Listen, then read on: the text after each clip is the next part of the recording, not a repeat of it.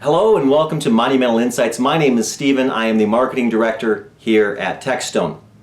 I think we can all agree that families are quite intrigued by laser etching. And today I decided to sit down and interview Dennis England. Now he's the resident expert here at Techstone, both the artist and the technician who runs the laser machine. I asked him some questions and his answers shine insights into why some laser etchings don't turn out as well as some of the creative things our art department can do to enhance photos and make them exactly what the family wants. I'm sure you'll find these answers quite interesting.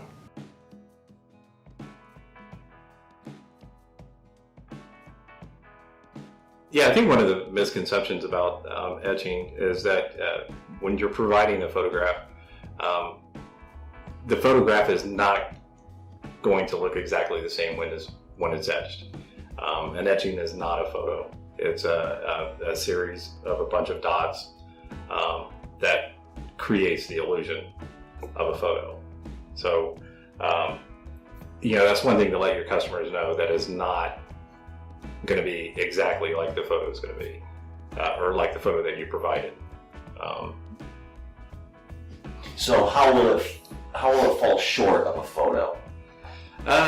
Some of the grayscaling and stuff like that may fall a little bit short of what the actual photo is. And when I say grayscaling, it's the in-between tones of black. So you have black and you have white, and it's all of those gray tones in between. So some of those will drop off because you do have some dot loss and some dot gain with the programs that we use to convert it for an etching.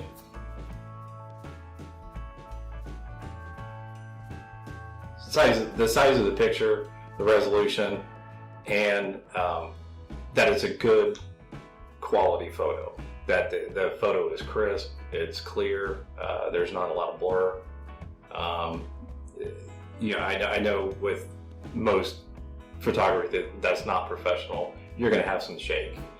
Some of that stuff we can take care of, shake reduction.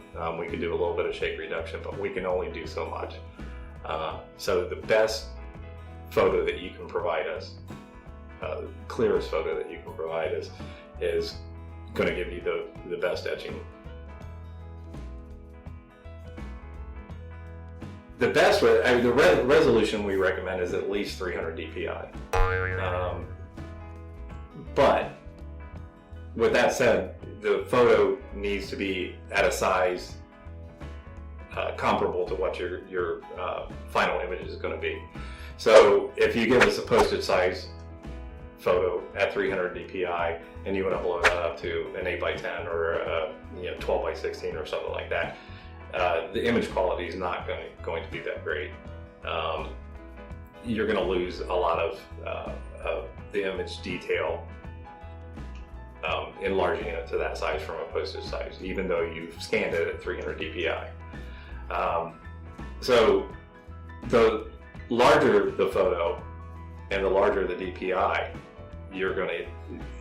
the etching is going to be a lot better.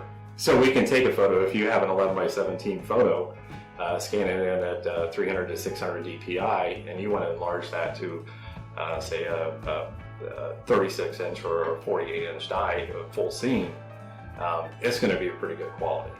But if you're giving us something that's relatively small, it's a 3x5, and you scan it in at 300 DPI, and you want it that size, you want it a 36 or a 42 inch die, the image is not going to be as clear as if you're giving this larger, or you're using a larger photo and the larger DPI.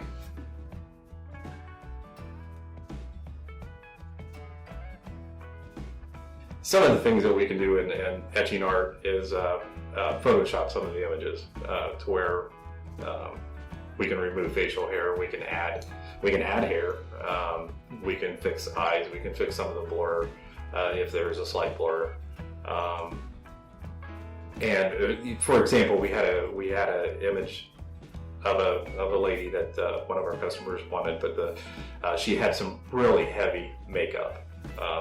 It was almost Alice Cooperish.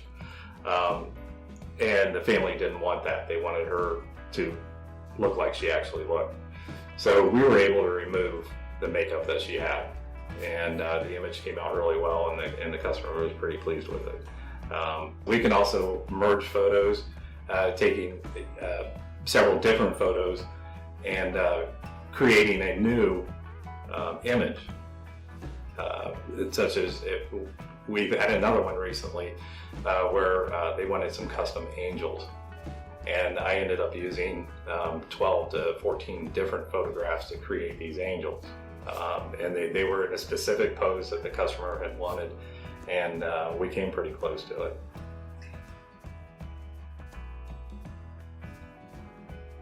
We can also add color to images, mostly scenes. We try to limit the amount of portraits that we do. The skin tones are a little bit tough, especially on granite, to achieve and to maintain. The color etching, it's called color etching, but they're actually hand colored, they're hand painted. And the color will not last indefinitely. You'll have it probably have a 5 to 10 year lifespan on the color, depending upon weather conditions, direction that the stone is facing. It depends on the location.